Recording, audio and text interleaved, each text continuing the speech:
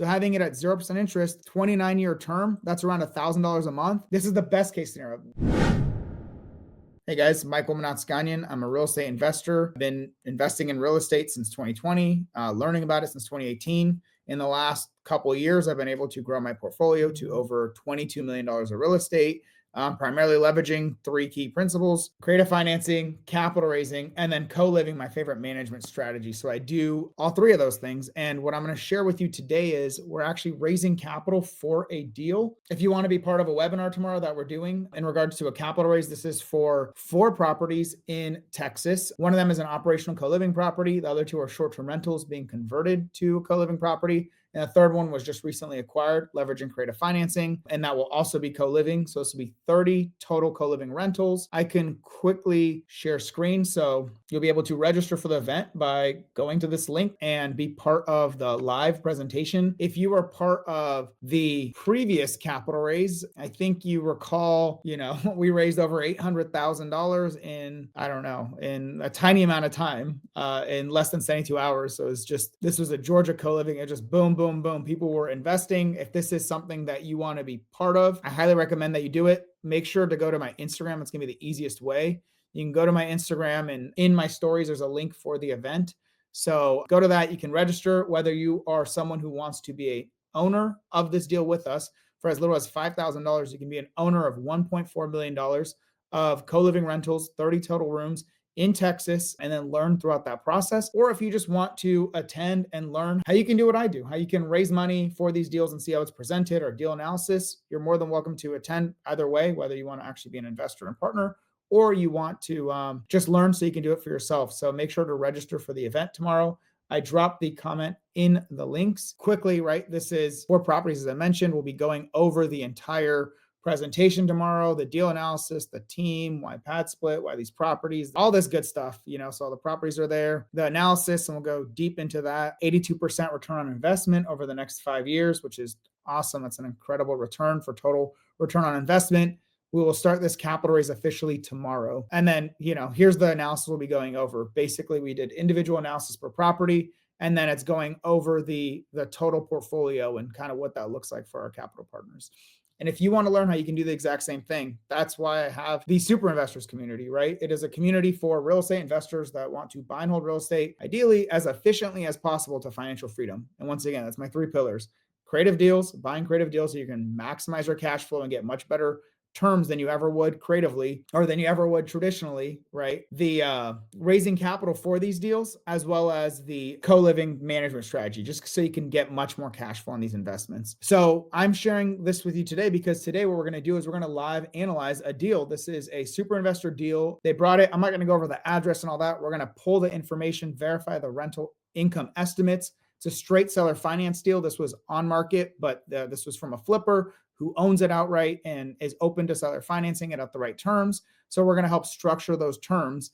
And with that being said, what I need to do is we're going to go to the super investor school community. If you don't know, if you're interested in signing up or want to have a call about it, just reach out to me over Instagram, and I can, we can get on a call and see if you're the right fit and if it's the right fit for you. So what we're going to do now is we're going to analyze deals. If you know anything about me, you know that deal analysis is my thing. And I've created this incredible calculator for deal analysis. So we're going to start with this calculator. The reason why this is so powerful is not only can you handle cash, traditional, sub-2, seller finance, or hybrid deals, you also have the automated analysis for capital raising. Like literally, this will tell you what does your private money partner get for what their contribution is for the entry cost, whether it's long-term, midterm, short-term, or co-living, right? My favorite co-living, depending on the percentage you offer, what do their returns look like? Year 1, 5, 10, 20. If you have a private money lender, what do the returns look like for you? Does this deal work with a private money lender? When you're raising money through private money lenders, you have this, you just plug and play this information. Private money partners, you literally share this as a resource for them so they understand what their returns will look like over your hold period. And all of this is automated, including the long-term analysis. All of this is automated once you complete your deal analysis page. There's going to be some updates coming to this soon, but the gist of the calculator is going to be the same. So that being said, I have the property. What we're going to do right now is I'm going to plug and play the information. This is a Atlanta, Georgia property. Because it's not under contract yet, I'm not going to go too far into the weeds of it. but I'm going to show you how you're going to use this and how we can renegotiate the deal, restructure it if it does make sense for creative based on the numbers that were provided in some of our own analysis. So there's Atlanta, Georgia. This is actually an 8-bed, 4-bath duplex, which is pretty awesome. 2,500 square feet. We're going to be going the pad split route. So it's duplex. Each unit is 4x2, which is great. Would not even add any square footage to this. And in theory, this would be a property that's already turnkey, ready to go for acquisition. The seller is mentioning that this rents for $2,500 a piece each one. It depends on the area. You could maybe get that in Atlanta. I mean, a 4x2 could get that, but it just depends on the area because there's plenty of areas that you would not get that. But it's not crazy absurd. So if you wanted to, you could go 4x2 and 4x2. That's why it's multiple areas. So it's 2 units. These are $2,500 a pop. If I was going to share the address, we could do Rentometer and we could look at it. We could go on Zillow, all that. What we're going to do right now is how are we going to gather the information from Pad Split, plug it into this based on some of the information I am sharing with you, and where are pillars to renegotiate this deal to see if this is a viable strategy as is or what terms we need to get to. So I'll tell you that the purchase price is $390,000. Great question. So Michael Kong asked, where can we find that calculator? So you can purchase the calculator on my website, michaelmnat.com.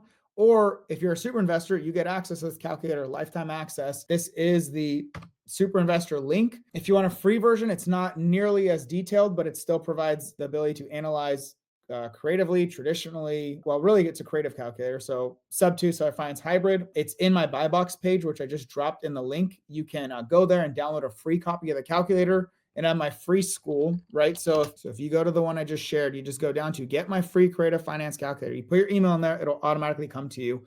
I'll need to put that back on the page. I think I removed it because we switched it from a Squarespace website just directly to send you over email. So it's way easier and automatic instead of someone having to click it. So you go in there, you want the free calculator that's in here. If you want the paid calculator, it's on my website, michaelmnat.com. Or better yet, just join Super Investors and you won't just learn how to analyze deals or have a calculator. You'll really learn how to analyze deals, renegotiate them, raise money for them, maximize your income through advanced creative finance strategies and co-living. That's kind of what all that's for. But on my website, you can find some stuff. All right. So we're going to assume 10% down payment. That's actually what I was told, that the sellers open a 10% down. We'll see if that's viable. I assume that would be viable. There is 0 sub 2 loan being taken over. So that means the entire remainder of $390,000, $39,000 down, 10% down, $351,000 of seller financing. We will adjust these. So there's no terms right now, what interest rate, monthly payments and all that. We'll do that after we get our information set up. For the taxes and insurance on this property, what I have is $2,405 annually. And then $1,300 for insurance. I think this insurance might be a little low. I'd reevaluate that because I can't share the address to you guys right now because it's a live deal. I can't verify that, but you can use V-Home Insurance to get a rough idea. You go to by location. We're going to go to Georgia. And it's going to say properties that are between $3 to $399 is $1,299. All right. So this says yes, but if it's co-living, it's going to be a little bit more expensive. Like this is roughly within the ballpark. So that's great, but it's going to be a little bit more expensive. For the time being, we could just add a buffer under the other, just insurance buffer, and add an extra like $25 as an insurance buffer if it goes up. And then we have the taxes. So 200, I can't verify that right now without the address, but that is something you should definitely verify to make sure. I can look on Zillow real fast and see what they previously paid. But the fact is the property was recently renovated massively. So the insurance that they were previously paying should be much lower. Yeah, this insurance is way off because the taxes they were previously paying is around $3,000. I assume it'll be more than that this next go around. For the time being, we can put $3,500, but you need to verify this amount. So $300 a month. And so we have insurance. We have estimates for insurance and taxes. You'll need to verify these numbers. We have an estimate for the seller finance, just assuming 6%. 30-year term, fairly standard. The first payment would be, well, it's April 1st now. So let's say we close by the end of this month. So that'll be the first payment. Once we get the income, then we'll come back to this and see what the deal looks like. We're going straight to the pads. Actually, we're going to do our entry cost, then we're going to go straight to the pad split. So there's an agent commission on this one of 2.5%. We're going to put just a couple grand for cleaning this property. It's already turnkey, but just a quick clean. Closing costs, we're going to approximate the 2%. We're more likely going to be the ones to buy it if we pay for it. You can maybe structure that so that the seller has to pay for some of it as well. We'll see, but I assume that will make a huge difference on the analysis, much more than actually changing the cash flow. That's my favorite thing to do. You're going to have to pay a transaction coordinator. You're going to set up your LLC. You're going to have an inspection. It's going to cost you a few grand. There's a wholesaler on this deal and they're getting $10,000. And then for these properties, there's going to be a lot of what I see the analysis that was done by the super investor was they're raising a lot more for the carrying costs. So like your reserves up front, which is great. It means they probably are pulling less monthly and they're raising more up front, which is great because they're probably going to get years worth of reserves already up front instead of having to pull it out of the cash flow every single month. So if we scroll down, so we're adding no new bedrooms because it's already 8 bedrooms. The way this property works is there is no private bathrooms. Everything is a shared bathroom. And now what we need to do is estimate this is actually going to be 1,500 times the 8 bedrooms that we have above. This is going to add this extra furnishing cost into here. This 91,000 is with these entry costs plus this 91,000 added here. What we're going to do now is based on the zip code, we're going to see what this property rents for. So if you're not on PadSplit yet, please use my link to get free access to PadSplit. It is literally such a cheat code. It is like, it makes your life so much easier to be able to analyze co-living deals. I actually have no idea how you plan on analyzing deals efficiently without using the PadSplit platform. So once you're on there, absolutely free. You don't pay PadSplit unless you're using their platform to manage your assets, which I do. I highly recommend it. They crush it at that. They don't manage it. They help you. They are the equivalent of Airbnb for short-term rentals. That is what PadSplit is for co-living. So they help you find your tenants, collect income and all that stuff. It's so much more work to do it without. It's not that I don't know how you do it without because we have properties that are not on PadSplit, but it is so much easier when you have their analysis to leverage and it's literally for free. It's one of the host tools. It's Market Insights, and it's the thing I go to every single time to be able to understand a market. So the zip code that we are looking at, 30314. Okay, 30314 has 378 active units. Properties with share bathrooms are renting for 184. Private bathrooms are 281. Average occupancy is 90%. It's great. 7 days to first booking, 45 days to 80%. That's solid. Great. There's plenty around it as well. So it's not like we're talking about some fringe area of Atlanta. Like we're not talking about several markets over. And just to quickly show you how you determine if a market is still a good market. So there's 6,897 units right now in Atlanta, Georgia. These are co-living rooms, 182 more coming. Awesome. The demand in the last 30 days, 31,550 people searched for properties in Atlanta in the last 30 days. So even though this seems like there's a decent amount of active units, there's way more people searching actively in the last 30 days than there are available or upcoming units combined. And this shows you the overall weekly shared bathroom and private bathroom for all of Atlanta, the average rates, right? It's a big market. It includes all of this, and the average occupancy of 89%, 9 days to first booking, 33 days to 80% occupancy. It shows you all this stuff. If you are not using the PadSplit platform to at minimum get data for co-living, I don't even understand why. You're just making your life harder. Please don't do that to yourself. It's not in your advantage. If you know anything about me, I really try to highlight that the goal is to become financially free as efficiently as possible.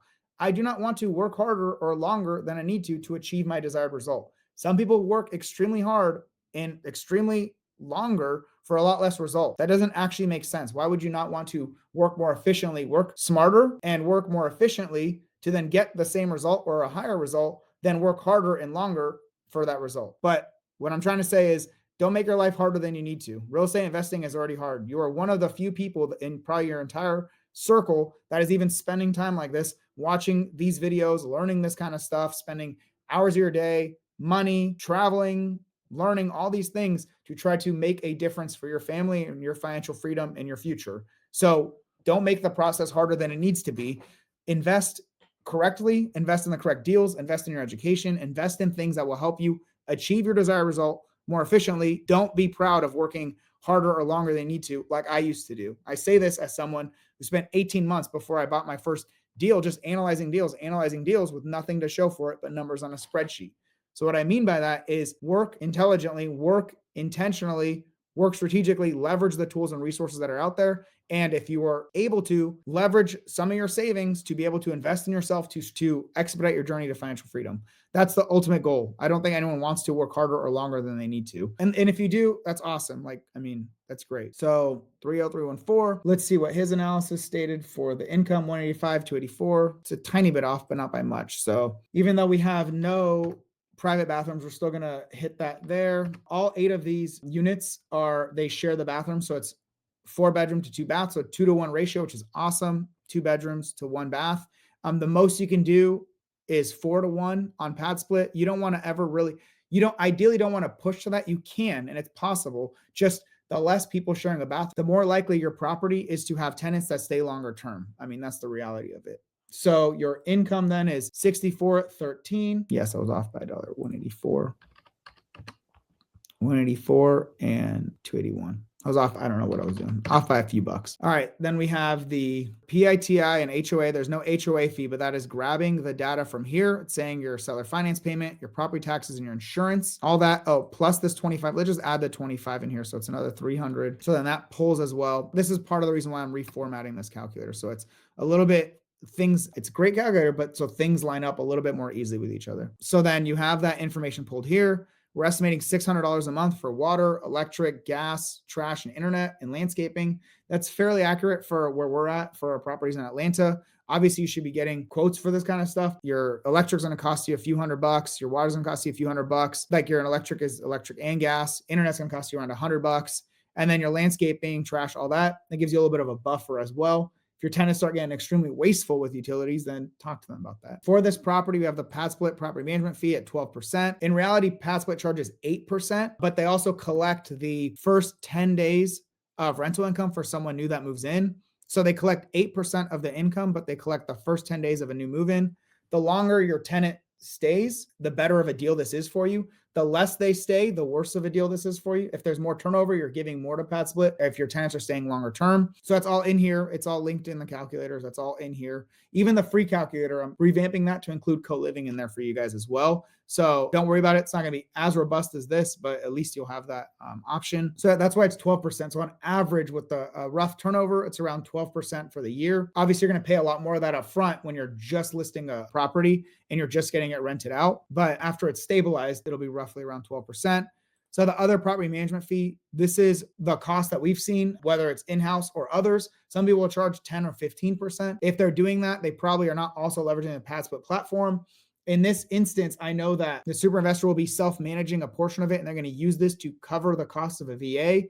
$300 is more than enough to have a VA for this property plus a couple others. That starts becoming very scalable when you have multiple properties that are being managed, because you're not going to need this full amount for one VA. You're going to have multiple properties. You don't need to redo it every single time and have this amount. Like my one VA manages multiple co-living properties for us with the support where I'm at now with an asset manager and VAs. You could do it just yourself in a VA while you're starting out and then outsource that to free up your time to then scale your portfolio. He said you do it for free. I don't agree with that. I'm putting 5% because you want to make sure you have enough money coming in so that your property is generating enough income to then be able to outsource that, because you don't want to buy yourself a $300 a month job. I mean, he might, and a lot of you guys might say yes, but if you want to scale, you can't just spend all your time and energy on managing your properties. Fortunately, as you get more cash flow, it's not going to make a huge difference. As you get more cash flow, you can leverage that to outsource it, but it's better to underwrite your deals with some level of money set aside for that. All right, vacancy. So we saw for this market, 90% average occupancy. So that means 90% average occupancy, and there's 100% they could be rented out. It means there's a 10% vacancy, right? So if it's 92% average occupancy, that's an 8% vacancy. So 100 minus 92, 8. Or in this instance, 100 minus 90 is 10. So we're going to put 10% vacancy. If you've heard anything that I've been talking about recently, for maintenance and CapEx, you do not need to save $638 a month, 10% of your total income. Like the 10% towards maintenance and CapEx is kind of the rule of thumb for long-term rentals. However, in reality, you're not going to need to save this incredibly large amount every single month, like $7,654 that you would if it was long-term rental. So even if this thing was generating $4,000 a month as a long-term rental, 10% of that is $400. This property, you're setting aside $638 a month, when in reality, like CapEx, the capital expenditure is going towards your roof and your appliances and those kind of major capital expenditures. Those things are not necessarily going to change drastically in like their lifespan just because it's rent by the room versus long-term. The maintenance might go up, but that's not going to be this massive amount like in addition to that. Maybe it's a few $100 here and there in addition. So instead of going the full 10%, I would do no less than what you would get as a long-term rental, which in this instance, like I said, let's say around $400. So if you go around, let's go 8%, right? So you have $510 a month you're setting aside for maintenance and capital expenditures, $6,000 a year for maintenance and capital expenditures. That pushes you below the cash on cash return. I advise $1,000 a month in cash flow for co-living, right? That's not the same for long term, but for co-living, and then a 15% cash on cash return. A lot of people are willing to go 12%, 10%. It depends on how are you funding the deal. Is it your own money? Is it someone else's money? Is it a combination? That's going to depend on the returns that you're looking for. I personally don't want to do any real estate investments that have less than a 10% cash on cash return. And because I raise all the money on my deals, my partners are getting a portion of that. And then I'm actually getting infinite returns in that scenario. Like my returns, it's not my money. It's me putting in the work to find the deal, own and operate it, all that good stuff. But it's not my money in the deal. So my return on time, which is not the same as putting in actual money into the deal. So that is, for me, I like around 15%. So when I split it with a partner, it's got great returns for them. And then $1,000 a month minimum cash flow. So at least we're making several $100s each. And there's a little bit of wiggle room if the numbers are a little off as well. All right. So a few things you can do here is you can further reduce your maintenance and CapEx. That's one thing you can do, and just pre-raise more of it up front. Doesn't mean that's always the best play, but you can raise maybe 2 years worth of this and reduce this by a couple percentage.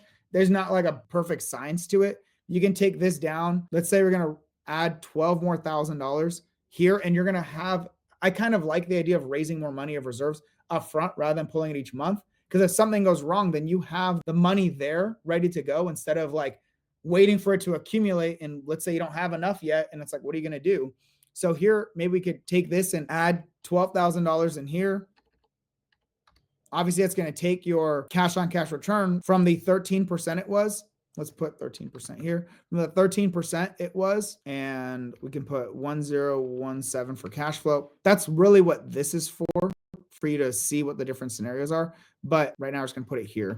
So $1,000 a month of cash flow, 13% cash on cash return. Well, if we add $12,000 of additional reserves here, 2 years worth of reserves already up front, we're raising for that. That brings you down to 11.8%. Doesn't affect your cash flow. You're not affecting your cash flow, but your cash on cash return is your annual cash flow divided by the entry cost to get into the deal.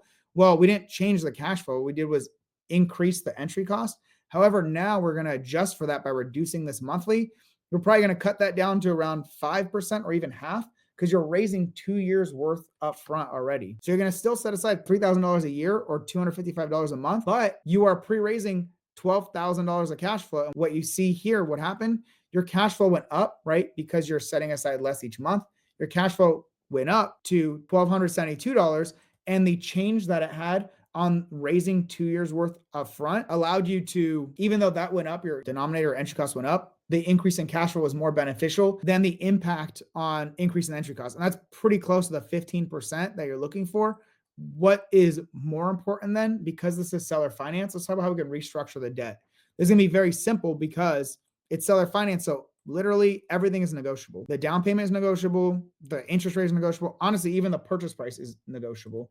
And in reality, this property is selling for less than this amount. So you're providing them interest by buying it at a higher value. So the listing price for, like, if someone went traditional, is lower than this amount. But because this was the offer that was made is, hey, we'll pay you more for it if you're willing to do seller finance, having a 10% down payment. And then now you can structure the interest rate. Honestly, to see what the best case scenario would be, you'd say this is 0% interest, right? This is a principal only loan. You're paying no interest. See if that works, because you're baking in around $30,000 in this scenario of interest in the purchase price. You're buying it for more than you would have bought it traditionally for the seller financing, but then that means you can adjust your seller financing terms as well. At the end of the day, it depends on, is the seller willing to move forward with this or not, and how can you renegotiate?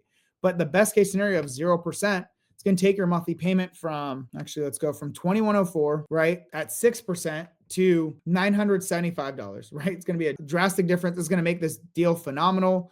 Obviously, your cash flow went up significantly and nothing else changed. And your actual principal pay down went up drastically. And just to show you what that looks like. So I went back. If you look at the principal pay down, you're paying down the debt $8,486 that first year at 6% interest. Well, if this is at 0% interest, not only are you getting way more cash flow, you pay down almost twice that amount in debt pay down. So you're not only adding to your equity, right? You're not only decreasing the debt more quickly, but you're also getting more cash flow. That's why my favorite is seller financing and renegotiating those deals, because the closer you can get to low interest, the better. The lower the interest, the better. I don't think they'll accept 0%.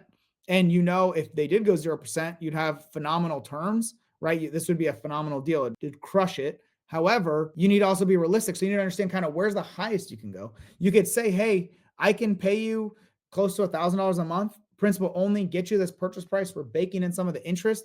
They might say, no, that's not going to work for me. It really depends on their goal. I don't know if the seller's looking to defer capital gains and they don't want to pay a bunch of taxes this year. I don't know if they need a bunch of money up front. I don't know if they care about the interest. I don't know what their main thing is, but we're going to see kind of where does this cross the line to at least make 15%. So we're going to go to 5% interest rate, 1884. And I think that'll already get you 15% cash on cash return. So basically, if you pre-raise some of the reserves and you get the seller to go to a 5%, so let's do the overall terms. If you get them to go $309,000 purchase price, 10% down payment, the rest is seller finance, right? The difference between the purchase price, the down payment is what seller financed. At a 5% rate, you're paying them $1,884 a month in the seller finance loan. You have your taxes, insurance, and you have your other expenses, your utilities, landscaping, internet for co-living, plus your passport management fee, plus your property management fee, your vacancy, maintenance, and CapEx, all that here. And you're raising almost $20,000 in reserves for your property to get it set up and ready to go. Plus, if something comes up, that would net you around $1,500 a month in cash flow, 17.4% cash on cash return. That's an awesome deal for you and for your partners. If you went the 0% route, like you kind of know the highest you can offer them with these terms is 5%. So like your max, 5%. And that generates you, honestly, I'd say your max is probably 5.5%. We can try that and see. So 5.5%. Let's look and see so that's still over 15%. You can honestly even go to 5.75%. That's basically right at the limit. So you can max do 5.75%, and then that is around 15.4% cash on cash return. That's what the super investor is looking for, at least 15% cash on cash return, because they're going to raise the money for this deal. It's actually going to be 2 deals. It's pretty cool. So they're going to get 2 creative deals from this one seller. That's the max you can go. I don't want you to negotiate like the bare minimum of what you're looking for. I would focus and understand what is the most important to the seller. It sounds like this purchase price is very important and they want at least $39,000. Well, if that's the case and the monthly payments are not that big of a deal, I would really focus on saying, hey, I will get you your purchase price and the down payment you're looking for. However, I can pay you around $1,000 a month each month on the loan. I don't even focus too much on the interest. We saw it's basically 0%. It's really like 0.5%. Or you can just hard code it. You can do 0% and say either to increase or decrease the payment, either you're adding interest or removing it, or you're increasing the term of the loan or you're decreasing it. Doesn't mean there won't be a balloon where you won't have to pay off that loan amount in full, but having this at 30 years, it would take 29 years to pay off. Let's see. That's pretty close to $1,000 a month. So having it at 0% interest, 29-year term, that's around $1,000 a month. This is the best case scenario. They may not accept this. Understand that. It's all negotiations. I don't know why a lot of people just they don't take the extra effort. This is like so important. Take that extra effort and say, I'm giving you the purchase price that you want and the down payment that you want, and then understanding the massive benefits for you as the buyer, right? It's got to make sense for the seller to make sense for you as the buyer. Put in that extra effort and say, I'm giving you the purchase price you want. I'm even overpaying you for what I think it's worth right now. Giving you the down payment that you need. You need around $40,000 or $39,000, 10% down. And the rest, I will pay you $1,000 a month, every month till the loan is paid off, right? That's what you want to do. You want to pay it indefinitely and have that at 0% interest. Even if you're not explicitly saying that, you could say principal only payments, you could say $1,000 a month payments, however you want to phrase it, and understand that this deal then is now $2,368 cash flow, 28% cash on cash return. They may not go for that, right? Worst case scenario, you can still make this deal work at 5.75%, 30-year terms. Start somewhere low, anchor with them. Don't piss them off, right? This is why it's so important to phrase the fact that I'm giving you the purchase price that you want. We're baking in a lot of your interest in this purchase price. I'm buying this at above market value because I'm baking in your interest for over the next several years for this deal. And for you, it's phenomenal because if you're able to get it, not only are you getting massive cash flow and cash on cash return, but you're also getting, if the property's appreciating, right? If it's appreciating in value and you're buying in great markets, this is a 4% appreciation, I believe. You're paying down almost $15,000 of debt because it's 0% seller financing. You're literally just every single monthly payment is paying down debt. Look at the amortization schedule. your monthly payment at $975 in this scenario, no money's being wasted on interest. Interest is great for tax deductions, but what's better than that is paying down the literal debt. You may or may not be able to structure it this way, this perfectly. However, understand that your range, right? Your range is I can do no more than 5.75% interest rate. If I get to zero, freaking phenomenal. But somewhere in the middle, it's still solid. If you end up starting at, right, a little give and take without pissing them off, you end up at around 3%. Well, now you still have almost $2,000 of cash flow, $1,896, $1,900 of cash flow, 22.4% cash on cash return, and you're paying down around $11,500 of debt, right? That's awesome. That is freaking incredible. Maybe it's 4%, maybe it's 5%. I don't know. This is going to be up to the super investor, the seller, and the wholesaler he's working with to try to structure something like this. But now he knows his boundaries. If he's buying it at 390, 10% down payment, if he does anything over 5.75%, it does not hit his returns. It doesn't make sense. I wouldn't start there. I would start much lower and try to understand what is very important for the seller, what is important for their payments. If it's $1,000 a month, they get the payment, like they get the sale price they want, they get the down payment they want, and they're cool with $1,000 a month. Great. That's basically principal only loan, which is the best case scenario.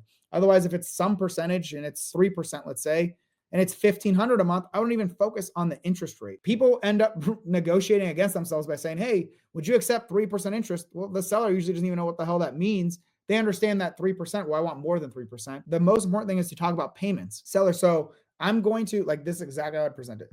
Hey, seller, so I'm going to buy this above market value. We both know it's not selling currently for $369. I don't see a ton of interest at this price. However, because I'm buying this as a rental over the longer term, as opposed to just buying it for the trying to get a discount, like, getting a $10,000 discount, whatever, where that's where majority of other people renegotiate. If you're open to seller financing at 10% down payment, right? I can pay you around $1,500 a month each month. Would that work for you? Right? You're not even talking about the interest rate, or you could say $1,000 a month. You could say $1,200, whatever, and then back into what the interest rate or the terms it would take to get there. Because you could even do that at 0% if it was $1,500, and do this at, this would mean you'd have to pay it faster. So around 20-year term versus a 30-year term, right? You can always back into this $1,500 by adjusting the term as opposed to adjusting the interest. But, they may not be open to only principal only. This is why it's so important, at least for super investors. I'm talking to you guys, super investors, as well as other real estate investors, but especially super investors, why it's so important to understand how all this works and what can be adjusted to get you the payment, how to phrase this correctly. Even when it's a deal from a wholesaler, if the deal's not selling through the wholesaler, well, the seller probably wants to get the deal done. It's not selling on market. It's not selling to the wholesaler. How can you make that a better deal now for everyone involved? And at least get it done. It's got to work for the seller. It's got to work for you as the buyer. That would be my advice on this one. You obviously can't do over 5.75%. Otherwise, it doesn't hit your overall goals. Best case scenario, you figure out what the monthly payment is they're looking for. Disregard the interest rate in particular. Try to go principal only because the massive debt pay down. Not co-living, but seller finance. And they all want a balloon. Well, it depends on what balloon they want. So that's the cool thing about the calculator. If you just scroll to the right, seller finance, let's say it's a balloon in 10 years. Well, in 10 years, you would have paid down $184,000 of principal. And if you have let's do this like normal scenario. Let's go 3% at 30 years. In that instance, in 10 years, you would have paid down $84,000 of principal. The seller would have got $93,000 of interest in 10 years, right? Hopefully you can see this. Could zoom in a little bit more. And so the balloon payment in 10 years would be $266,000. Well, not only will the property appreciate in value over the next 10 years, you're also paying down the debt $84,000. So is that worth it for you? Well, you've gained a bunch of equity. In the end of 10 years, you would have made $286,000 of cash flow. You would have paid down $84,000 of the seller finance principal. You would have paid down the $84,000 of the principal. You've literally paid down that debt, or actually your tenants did. It's even better. The tenants pay down that debt. Property will appreciate in value. It'll appreciate, a couple $100,000 over that period of time. You pay down $84,000. There you go. Of debt, and you've gotten $286,000 of cash flow. So, okay, yes, there's a balloon in 10 years, or there's a balloon in 5 years is kind of cutting it close. I'm not a huge fan of 5 years. I like 7 or more, but let's see it in 5 years. You've paid down $38,000, almost $39,000 of principal. Property is appreciated. So let's go to the 5-year marker. Property is appreciated around $100,000 in this scenario, just 4%. The national average is 5%. If you're in a better market, right? The better the market, the more people want to live there, the more your properties will appreciate as long as the economic indicators are good. It's Atlanta, pretty good standard market. It's not like my San Diego ones that appreciate much more. I mean, besides COVID, it's not like these little Mississippi markets or whatever that probably don't appreciate much except for during COVID. But in those 5 years, you've gotten $126,000 of cash flow. Your tenants have paid down almost $39,000 of debt for you. Your property's appreciated in value. So even if there was a balloon, would that be something worthwhile? Of course, that'd definitely be something worthwhile. Whether you're the one investing in it yourself or your partners, it's ultimately up to you. I would really try to stray from balloons, or if you have a balloon, my favorite contingency is, okay, we can do a balloon. However, the seller finance loan will continue to extend indefinitely 1 year at a time until I get a 75% loan to value. So that means the property value at that time with an appraisal, right? Divided by the existing loan on the property, the loan to value, loan divided by the property value needs to be at least 75%, because then that means you can refinance the property with new debt, or you can sell it and have that 25% equity and make some profit on that in addition to the cash flow that you made. If it does not hit that contingency, it just extends for a year and a year and a year, right? That's like the number one thing I do when anyone wants a balloon. There's always a contingency based on seller financing. Yep, exactly, my friend. Drop the bomb on that one. That is a secret sauce for balloons and extending those. That's a great way to do it based on the equity of the property. You may not own every property for 30 years at these terms. It's okay. Properties will appreciate in value. You're going to make a bunch of cash flow if you're structuring these right up front. Make a bunch of cash flow in the meanwhile. And you're also going to benefit massively between cash flow, appreciation, and debt pay down, especially if you structure it well. And ideally, if you're doing this thing right, like myself, you're not paying taxes for, I don't know, the last several years, I haven't had to pay any taxes, all thanks to real estate.